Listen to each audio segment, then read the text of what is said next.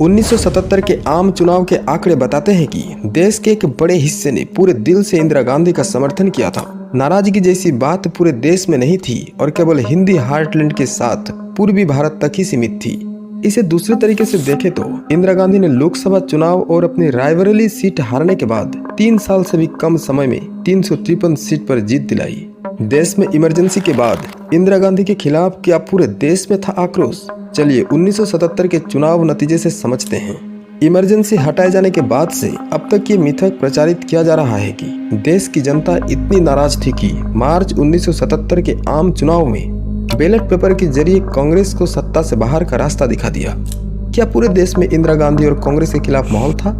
25 जून ये तारीख जैसे ही करीब आती है, राजनेताओं और राजनीतिक दलों के कार्यकर्ताओं के साथ ही विद्वान 25 जून 1975 से 18 जनवरी 1977 के बीच के काले दिनों को पूरी गंभीरता से याद करने लगते हैं। देश को फिर कभी उन दिनों जैसी परिस्थितियों का सामना नहीं करना पड़ेगा, ऐसी घोषणाओं की बहार आ जाती है।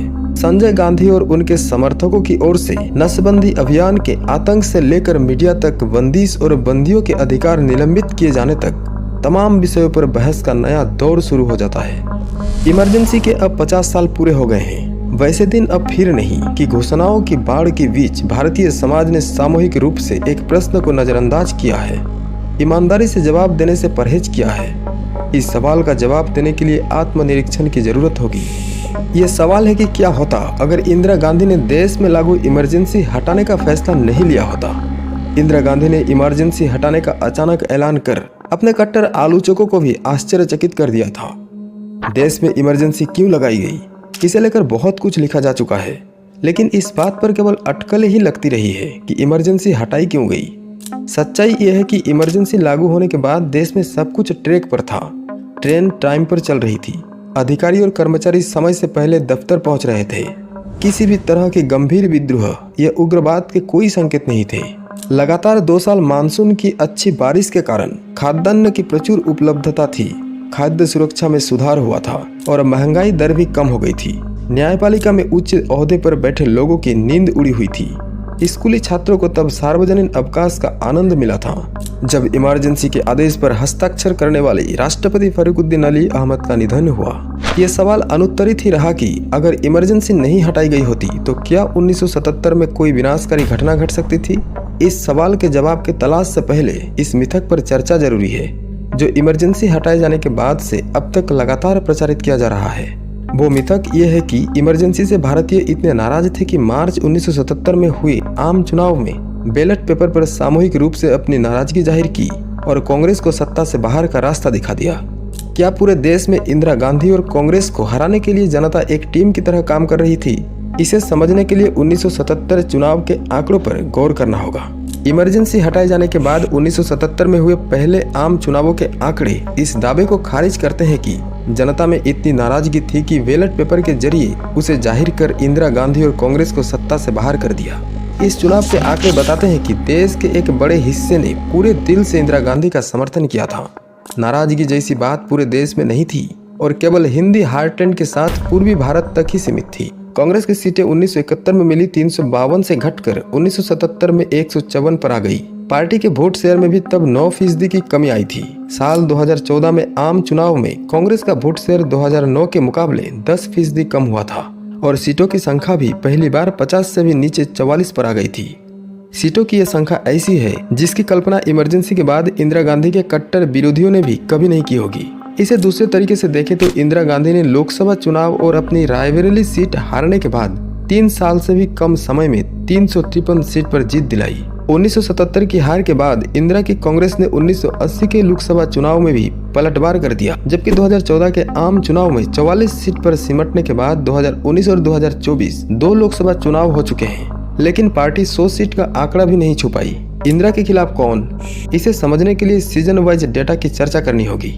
इमरजेंसी के तुरंत बाद हुए चुनाव में मतदाताओं के व्यवहार को लेकर डेटा क्या कहता है? सीमित सीटों वाले पूर्वोत्तर के साथ साउथ इंदिरा के साथ मजबूती से खड़ा नजर आता है। इंदिरा ने पश्चिम भारत में भी अपना आधार बनाए रखा और कांग्रेस को तब 2014 के चुनाव की तरह देशव्यापी गुस्से का सामना नहीं करना पड़ा। तो इसके पीछे इन राज्यों के मतदाताओं की ही भूमिका रही। हिंदी पट्टी और पूर्वी राज्य में इसके उलट तस्वीर देखने को मिलती है। इन इलाकों में मतदाताओं में इमरजेंसी के बाद हुए पहले चुनाव में इंदिरा गांधी और कांग्रेस को लेकर तीव्र गुस्सा था।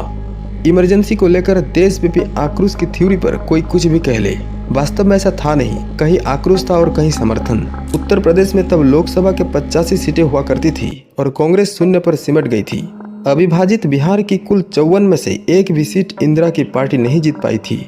मध्य प्रदेश की 40, राजस्थान की 25 सीटों में से कांग्रेस को एक एक सीट पर जीत मिली थी।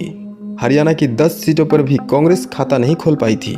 कुल मिलाकर देखें तो हिंदी हार्टलैंड की 204 लोकसभा सीटों में से कांग्रेस महज 2 ही जीत सकी थी।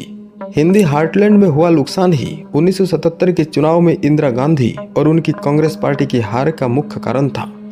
इस चुनाव में पश्चिम बंगाल और उड़ीसा ने नॉकआउट पंच मारा। कांग्रेस को तब पश्चिम बंगाल के 42 में से 3 और उड़ीसा की 21 में से 4 सीट पर ही जीत हासिल हो पाई थी। उत्तर प्रदेश के 3 राज्यों हिमाचल प्रदेश, पंजाब और दिल्ली में कांग्रेस शून्य पर सिमट गई थी। कुल मिलाकर देखें तो कांग्रेस उत्तर और पूर्वी भारत की 291 लोकसभा सीटों में से महज 9 ही जीत सकी थी। इंदिरा और कांग्रेस के खिलाफ जहां के नागरिकों में आक्रोश था, वो वही राज्य थे, पूरा भारत नहीं। इंदिरा के साथ कौन? इंदिरा गांधी और कांग्रेस का प्रदर्शन कुछ राज्यों में अच्छा भी रहा था। दक्षिण के राज्यों की बात करें तो कांग्रेस को आंध्र प्रदेश के 42 में से 41, कर्नाटक की 28 में से 26 सीटों पर जीत मिली थी। कांग्रेस ने केरल की 20 में से 11, तमिलनाडु में 39 में से 14 सीट जीती थी। असम की 14 में से 10 सीटों पर कांग्रेस के उम्मीदवार जीते थे। पश्चिमी राज्यों की बात करें तो गुजरात के 26 में से 10, महाराष्ट्र की 48 में से 20 सीटों पर कांग्रेस जीती थी। डेटा यही कहता था कि इस निष्कर्ष पर पहुंच जाना सही नहीं है कि इमरजेंसी को लेकर पूरे देश में नाराजगी थी। कोई ये भी कह सकता है कि देश के शिक्षित और समृद्ध इलाकों ने इमरजेंसी का समर्थन किया था।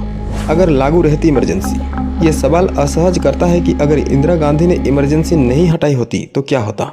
इसे लेकर कोई डेटा उपलब्ध नहीं है, लेकिन हम अपना बचपन याद करते हैं तो मध्यम वर्ग और शिक्षित भारतीय खुले तौर पर इमरजेंसी के समर्थन में थे।